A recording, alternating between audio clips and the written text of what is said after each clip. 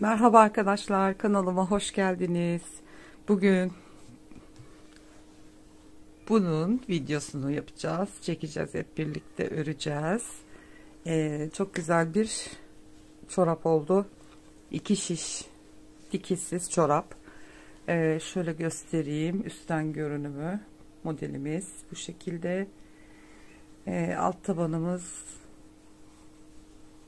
topuk kısmımız böyle. Çok kullanışlı, ayağınızı sıcacık tutacak bir çorap oldu. Dilerseniz bu şekilde kıvırarak, dilerseniz de bu şekilde uzun olarak kullanabilirsiniz boğaz kısmını. Şöyle göstereyim. Hiçbir yerinde hiçbir dikiş yok, tamamen dikişsiz ördük 2 şişle.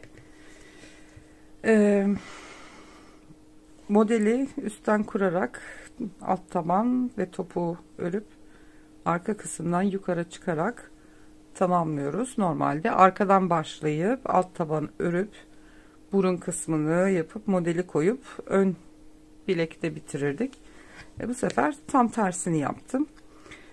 Patiklik ip kullandım. Şöyle göstereyim. Alize Extra patiklik ip bu ve renk numarası da 287 ve 3,5 milim şiş kullandım. Misinalı şiş. Şunu şöyle kenara alayım. Şöyle göstereyim. Ben ön hazırlık olsun diye bir kat sıra ördüm. Bir ayrıntı göstereceğim size. 27 tane ilmek atarak başlıyoruz ve 26 sıra bir ters bir düz lastik yapıyoruz. Şimdi kat sıra ördüm ki ben görebilin diye. Kolay sayabilmeniz için şu görüyorsunuz kenarlarda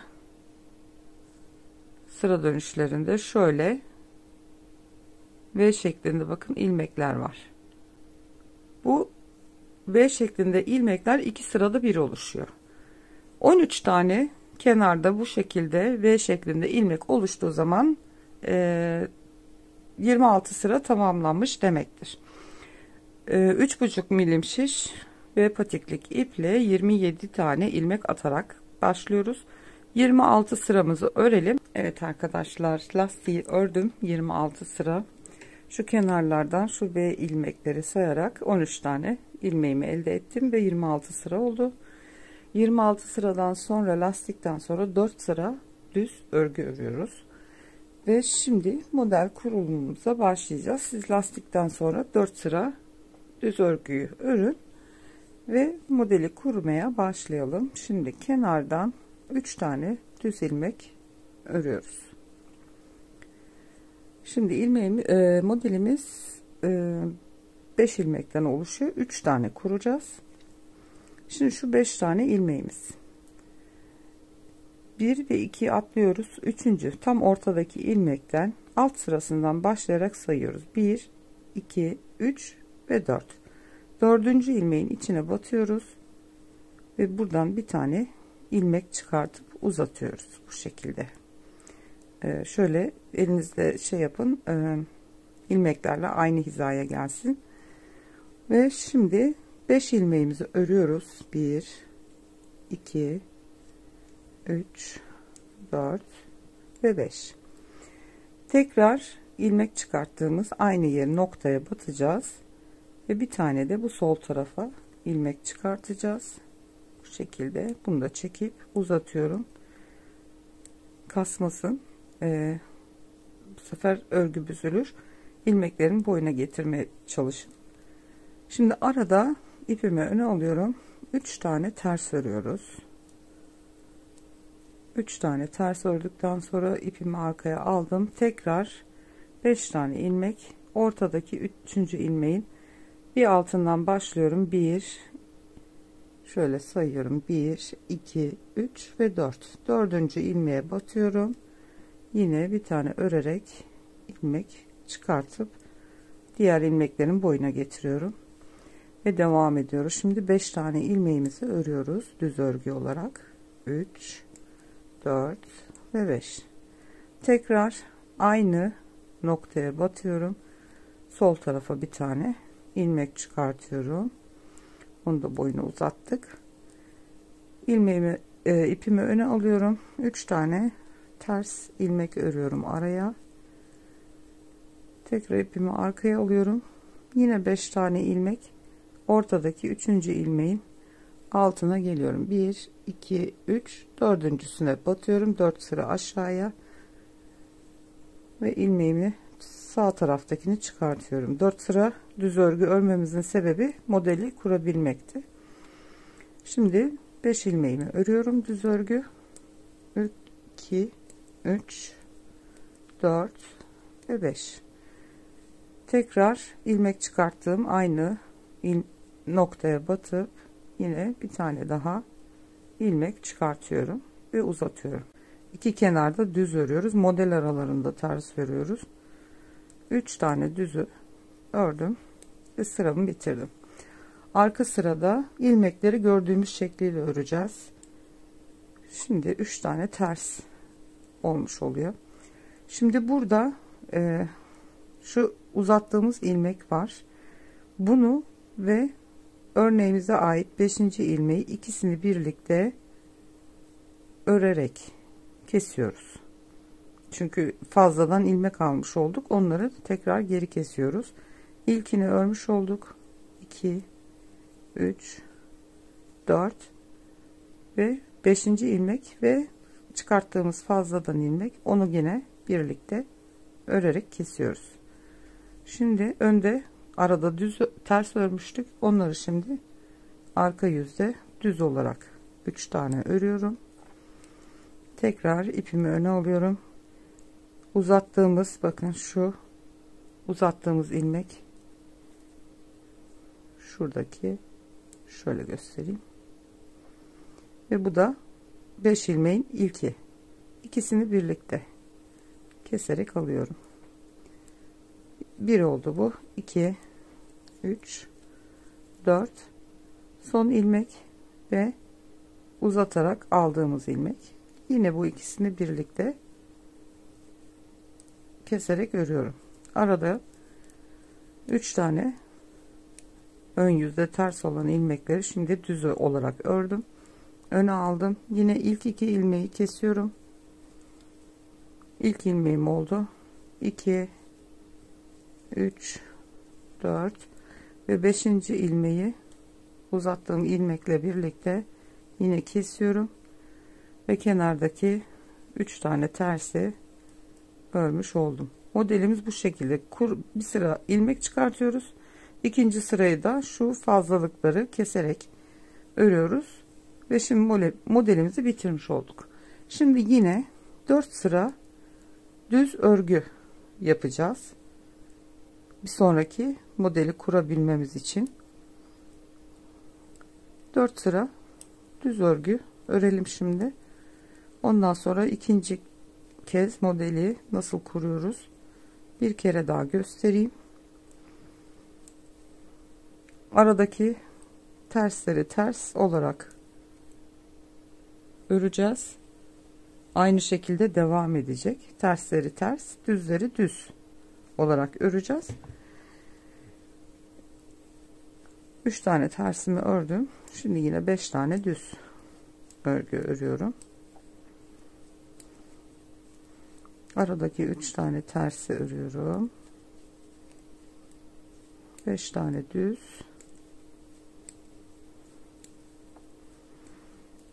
Ve kenarda 3 tane düz var gene. Ve sıramızı bitirdik. Arka yüzde de aynı şekilde tersleri ters, gördüğümüz şekliyle öreceğiz. Düzleri düz.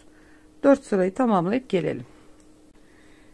Modelden sonra 4 sıra düzümü ördüm.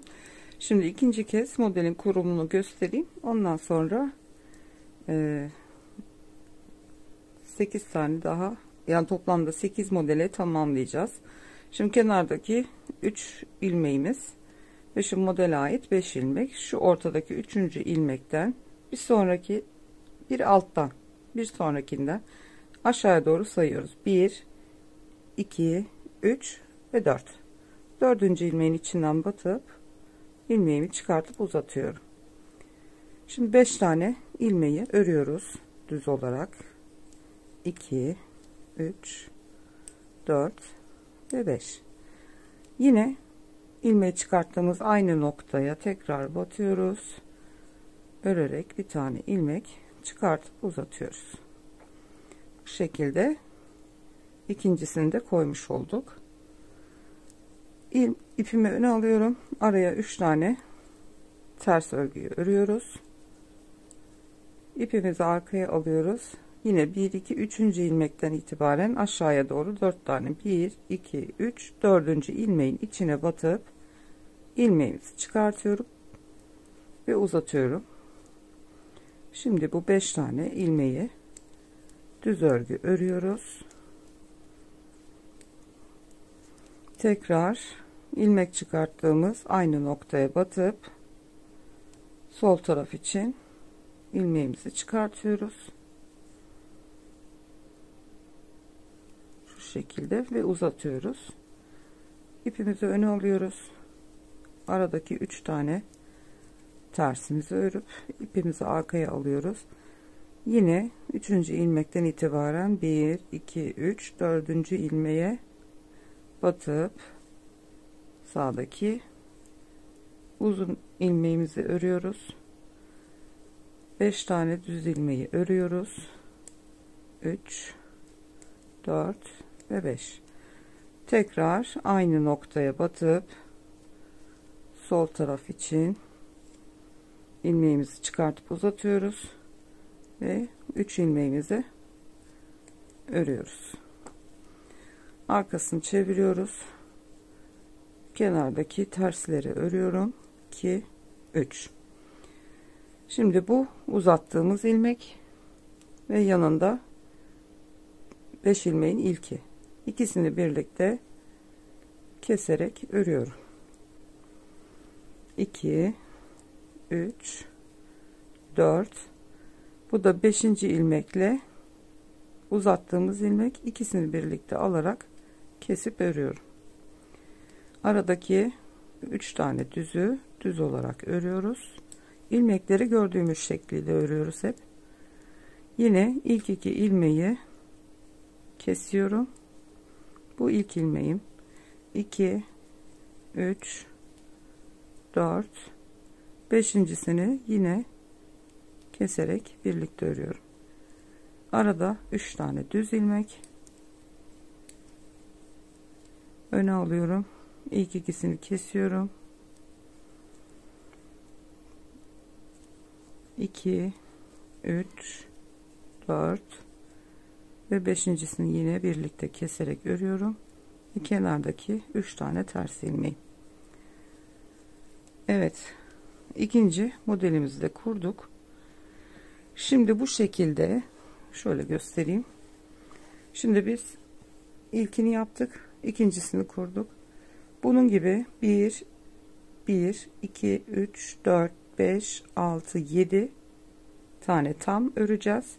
8.'sinin ilmeklerini çıkartacağız. Arkadan başta ve sonda ilmekleri kesiyoruz ya, ikinci sırayı geri dönerken.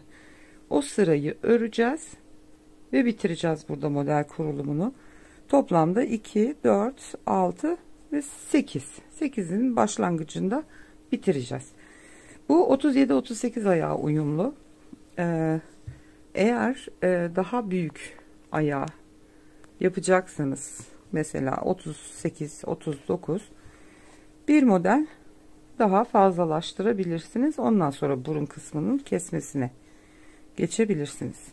Şimdi 8. modelin ön yüzden kurulumunu, arka yüzden de bu çıkarttığımız ilmekleri keserek ikinci sırayı yapalım.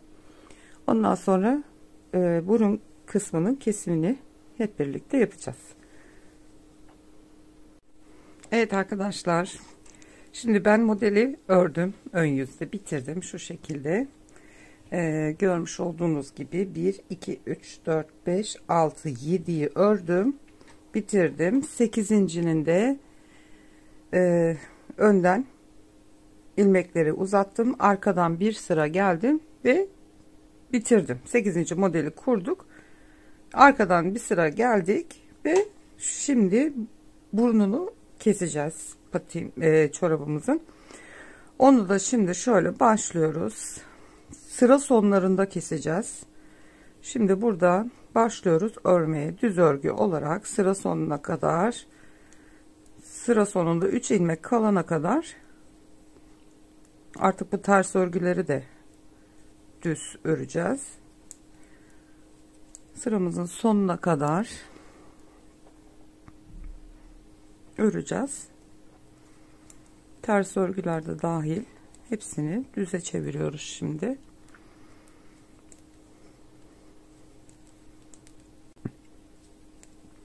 Şimdi son 3 ilmeğim kaldı. Keserken sol taraftan bu şekilde de kesebilirsiniz. Dilerseniz bu şekilde de kesebilirsiniz. Fark etmez. Şimdi ilk kesmemizi yaptık. Son kalan ilmeğimizi de örüyoruz. Dönüyoruz. Tekrar sıranın sonuna kadar 3 ilmek kalana kadar yine örüyoruz. Evet, 3 ilmek kaldı. 2 ilmeği kesiyorum. Son ilmeği örüyorum. Dönüyorum. Tekrar yine sıra sonuna kadar öreceğim. 3 ilmek kalana kadar. Evet, son 3 ilmeğim kaldı. Yine bu ikisini birlikte kesiyorum. Son ilmeği örüyorum. Bu şekilde sıra sonlarında eksilte eksilte 9 ilmek kalana kadar bu şekilde örelim arkadaşlar. 11 ilmek kalacak. 2 4 6 8 10 11 tane ilmek kalacak. Yani 1 2 3 4 5 6 7 8 kere kesme yapmış olduk. Bir kenardan 11 ilmek kalana kadar keseceğiz. Şimdi 11 ilmeğimiz kaldı. Şimdi bundan sonra artık ilmek çıkartacağız. Aynı şekilde eksilttiğimizi geri toparlayacağız. Burun kısmını arttıracağız. Ondan sonra da alt tabanımızı öreceğiz. Şimdi 11 tane ilmeğimizi sıranın sonuna kadar örüyoruz. Sıranın sonuna ördüm. Şimdi bu ördüğümüz sıraya ait. Buraya dokunmuyoruz. Şurada görüyorsunuz, bakın V şeklinde ilmekler var. Şu alttakinden, bu ördüğümüze ait. Bir sonrakinden şu şekilde batıyoruz ve bir tane ilmek çıkartıyoruz.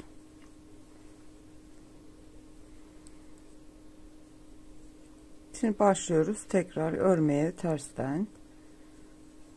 Sıra sonuna kadar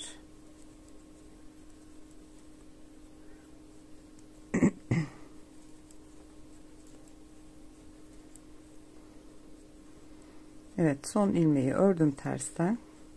Şimdi bu yine son ilmeğimize ait bir alt sıradan şu gördüğünüz V gibi ilmeğe şu şekilde arkadan öne doğru batıp ters örgü örer gibi bir tane ilmek çıkartıyoruz.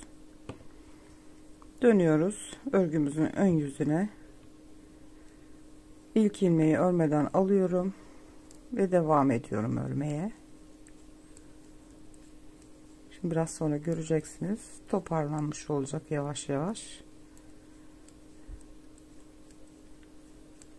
Sıranın sonuna kadar örüyorum. Biraz evvel çıkarttığımız ilmeği şimdi örüyoruz. 2 4 6 8 10 12 13 oldu. Şimdi bir daha arttırma yapıyoruz. Bir alt sırada bundan çıkartmıştık. Bir sonrakine batıyoruz. Ön yüzden düz örgü örer gibi bir tane ilmek çıkartıyoruz. Dönüyoruz arkasına. Örmeden alıyorum. Sıranın sonuna kadar tekrar örüyorum. Bir düz yüzündeyken en sonda çıkartıyoruz. Şimdi tersten örüyoruz. En sona kadar örüp ön yüze dönmeden bir ilmek daha çıkartıyoruz. Yani kestiğimiz bütün ilmekleri geri toparlıyoruz. Biraz evvel çıkartmış olduğumuz ilmeği şimdi örüyoruz. Bir altındaki şu arkadan batıyoruz. Ters örgü örer gibi ilmeğimi çıkartıyorum. Dönüyorum ön yüze. Bakın kenarlar toparlanmaya başladı bile. Şu şekilde göstereyim. Şimdi şu burun kısmında şurası alt tarafı oluşmaya başladı. Şimdi şu kestiğimiz yerlere kadar arttıracağız. Ondan sonra toparladığımız 27 sayıyı dümdüz yukarı doğru öreceğiz. Şimdi ilmeği çıkarttık. Aldım şişimi örmeden. Şimdi ön yüzden tekrar sıra sonuna kadar örüyorum.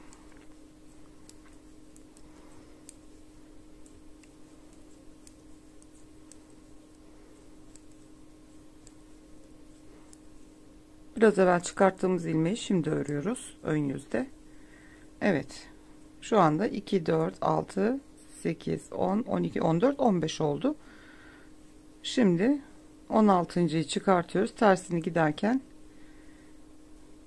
17.'yi çıkaracağız. Bunu buradan çıkartmıştık. Şimdi bir sonrakinden buradan batıp ilmeğimi çıkartıyorum düz örer gibi.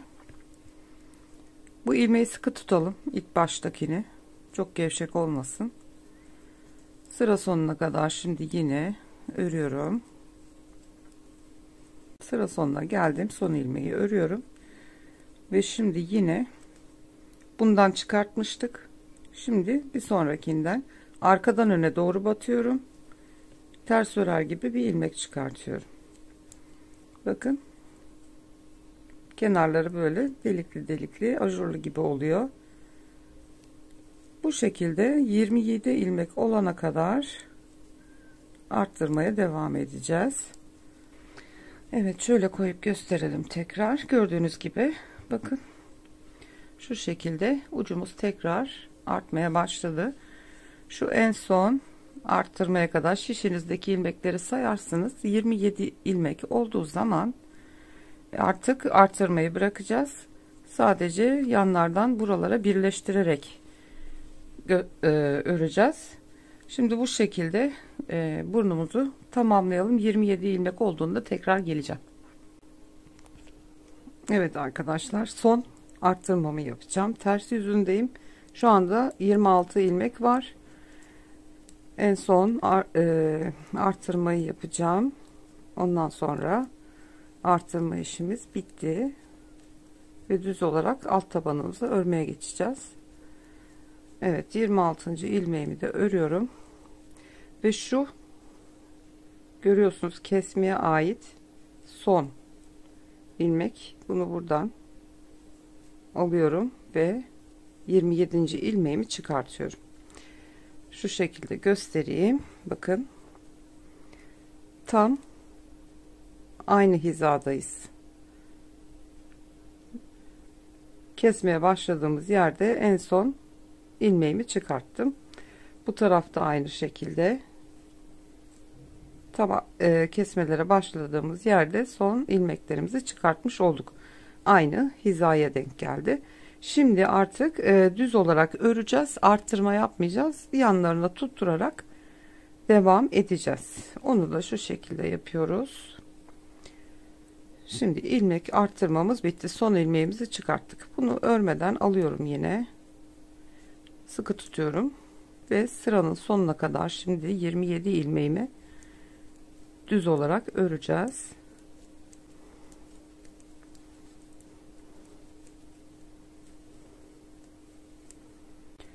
Son ilmeğimizi de örelim. Şimdi buradan ilmeği çıkartıyorum. Bu 28. ilmek oldu. Tersine dönerken hemen ilk önce keserek birleştiriyoruz burayı ve tekrar 27'ye düşürmüş olduk. Ve diğer sıranın başına kadar örüyoruz tekrar.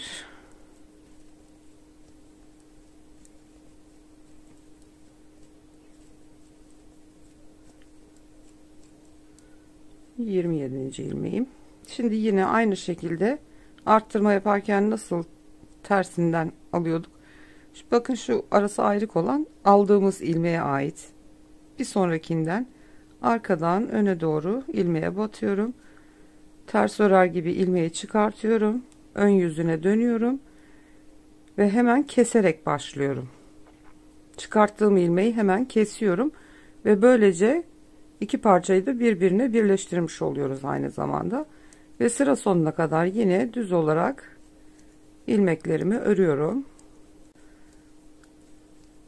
Eğer kesmezseniz 28 ilmeğiniz olur. Son ilmeği ördüm. Şimdi yine bir sonraki V şeklindeki ilmeği düz ilmek örer gibi ilmeğimi çıkartıyorum. Arkasını döndürüyorum. Ters örgüye başlarken hemen ilk önce kesiyorum ve ondan sonra örgüme devam ediyorum. Şimdi sıra sonuna kadar yine öreceğim. Evet, sona geldim. İlmeğimi ördüm, son ilmeğimi. Bir sonrakinden çıkartıyoruz. Gene ters örgü örer gibi örgümün ön yüzüne dönüyorum. Sıraya başlamadan önce ilk iki ilmeği kesiyorum ki ilmek sayım çoğalmasın ve örgümü örmeye devam ediyorum. Bu şekilde bakın yanlarını birleştirmiş olduk. Evet arkadaşlar, şimdi arkasını taban kısmının bir kısmını ördüm.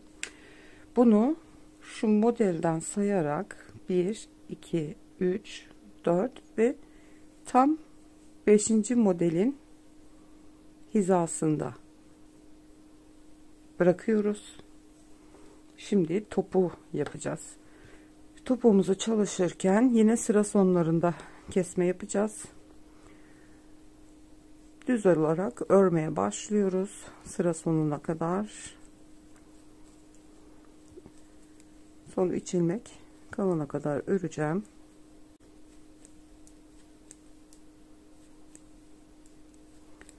Üç ilmeğim kaldı. Yine 2 ilmeği kesiyorum. Son ilmeğimi kesiyorum. Arkasını çeviriyoruz. Şimdi tersten sıra sonunda 3 ilmek kalana kadar yine aynı şekilde öreceğim.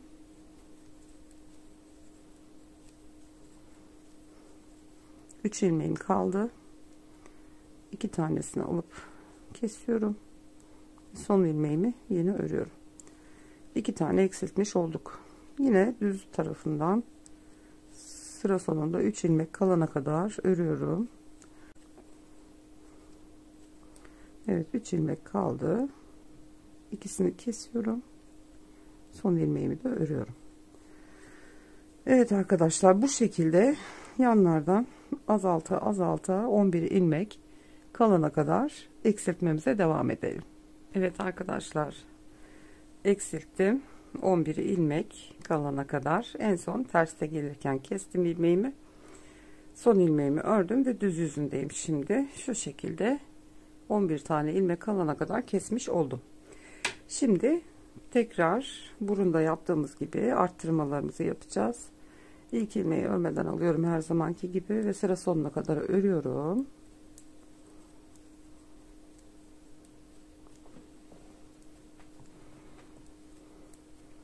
Bir tane ilmeği ördüm. Şimdi düz yüzdeyim.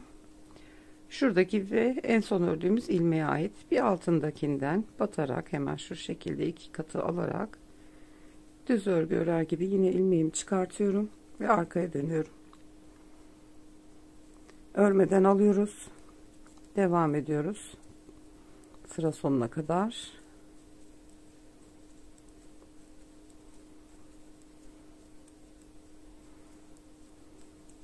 Sıramızı ördük. Son ve ilmeğim bu. Bir alttakinden arkadan öne doğru batarak ters örgü örer gibi ilmeğimi çıkartıyorum.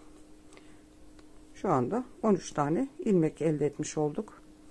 Yine ilk ilmeği örmeden alıyorum. Sıkı tutalım. Sıra sonuna kadar örmeye devam ediyoruz yine. Bu şekilde şimdi ilmeklerimizi arttırarak yanlardan ilmek çıkartarak 27 ilmeğe kadar öreceğiz. Düz yüzdeyim. Şu en son boşluklu olan yer, en son aldığımız yer. Bir altındakinden düz örer gibi ilmeğimi çıkartıyorum. Bakın oluşmaya başladı bile. Geri dönüyorum. Örmeden alıyorum. Diğer sıranın başına kadar örüyoruz gene. topuğumuzu oluşturacağız. Evet. Şimdi bir alttakinden arkadan öne doğru batarak tekrar ilmeğimi çıkartıyorum. Ve gördüğünüz gibi topuğumuz aynı burunda olduğu gibi oluşmaya başladı. Burunda yaptığımız işlemin aynısı. 27 ilmek olana kadar, şu kısmı gelene kadar buralardan ilmek çıkartarak sağlı sollu, ilk beğimiz şurada görüyorsunuz. Oraya kadar ördüğümüzde 27 ilmeğimizi elde etmiş olmamız gerekiyor. Şimdi topuğumuzu oluşturup gelelim. Evet arkadaşlar, son sırayı örüyorum. 26 tane ilmeğim var şu anda. Tersten son sıram bu. 26 ilmeği ördüm ve şurada son bir tane V şeklinde ilmeğim kaldı. Onu da ilmek olarak çıkartıyorum ve 27 ilmeği elde etmiş oldum. Şimdi şu şekilde bakalım. Evet, topuğumuz gördüğünüz gibi oluştu. Şu şekilde topuk kısmımız da hazır. 27 ilmeği toparladık. Tam şimdi modelimizin devamında olan yerdeyiz. Şimdi bu 27 ilmeği yine burada yaptığımız gibi aynı şekilde 27 ilmek öreceğiz. Bu yanlara birleştireceğiz ve şu lastik kısmına kadar, tam lastiğin hizasına kadar düz örgü olarak arka kısmı öreceğiz. Lastik kısmına geldiğimizde arka tarafta da lastik örgüsüne başlayıp yine yanlardan birleştirerek bilek kısmını bitireceğiz. Şimdi ben size yine göstereyim. Şimdi bu 27. ilmeğimizde düz yüzündeyiz. Şimdi bu sırayı sıra sonuna kadar örüyoruz. Şimdi burada yeni ilmek çıkarttık. Şimdi 27 ilmeği bir sıra sonuna kadar örelim. Evet, son 2 ilmeğim. 27 ilmeği şimdi ön yüzden ördüm. Ne yapıyorduk? Buraya birleştireceğiz. O yüzden ön yüzdeyim şimdi. Son battığımız yer burası. Topuğu çalıştık. Gittik geldik. En son burada kalmışız. Şimdi buradan yine düz örgü yaptığımız için bu şekilde düz ilmek örer gibi çıkartıyoruz. Arkasını çeviriyorduk. Çıkarttığımız ilmekle ve 27. ilmeğimizi ikisini birlikte önce kesiyoruz. İlmeğimiz çoğalmasın diye ve yine sıranın diğer başına kadar 27 ilmeği örüyoruz. Evet, sıra sonuna geldim. 27. ilmeğimi ördüm. Şimdi ters yüzdeyim. Burada kalmışız. Şimdi şuradan, şu delikli olan yerden değil, bir altındakinden tersten batıyorum. Ters örgü örer gibi bir tane ilmeğimi çıkartıyorum. Bir kere daha göstereyim burada. Son ilmeğimi de örüyorum. Şimdi bakın son aldığımız şu delikli görünüyor. Bir sonrakine geçeceğim. Düz örgü örer gibi ilmeğimi çıkartacağım. Gördüğünüz gibi bakın şöyle yandan göstereyim. Şu şekilde topuğu yaptık, topladık ve buradan itibaren tekrar şimdi şu yan kısmı buraya kadar bağlayacağız. Lastik hizasına gelene kadar düz örgü örmeye devam ediyoruz. Bu lastik kısmına geldiğimizde de lastik örgüsüne bir ters bir düz örgüye geçerek yine yanlardaki bu V ilmeklerden birleştirerek bilek kısmının sonuna kadar bu şekilde örmeye devam edelim arkadaşlar. Ben de öreyim, sizler de örün. Bittiği zaman tekrar geleceğim. Son bitmiş halini hep birlikte göreceğiz. Evet arkadaşlar, son sıram artık. Buradan son ilmeğimi aldım, kestim. Sırayın sonuna geliyorum. Buradan da son ilmeğimi alacağım ve artık kesmeye geçeceğiz. şu son ve ilmeğim kenar, oradan da ilmeğimi çıkartıyorum ters yüzünden. Evet, şimdi keserek bitireceğiz tamamen. Son ilmeğimi de çıkarttım. Artık bütün ilmeklerimizi kesip kapatacağız. Düz yüzünde olduğum için düz örgü şeklinde kesiyorum ve çorabımızı bitireceğiz.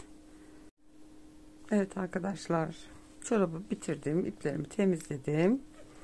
Şu şekilde çorabımız bitmiş oldu. Çok da güzel oldular. Şimdi bunu da mankenimize giydirelim ve ayakta nasıl görünüyor görelim.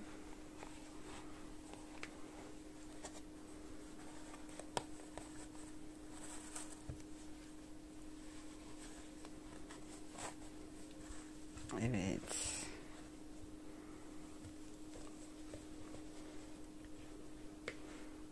Evet arkadaşlar. Gördüğünüz gibi çoraplarımız son derece şık oldu. Çok güzel oldular. Umarım beğenmişsinizdir. Benimle birlikte severek örersiniz. Şu şekilde topuklarımız gördüğünüz gibi çok şık oldu. Evet arkadaşlar, kanalıma abone olmayı ve değerli beğeni ve yorumlarınızı bırakmayı unutmayın lütfen. Bir sonraki videoda görüşmek üzere. Hoşça kalın.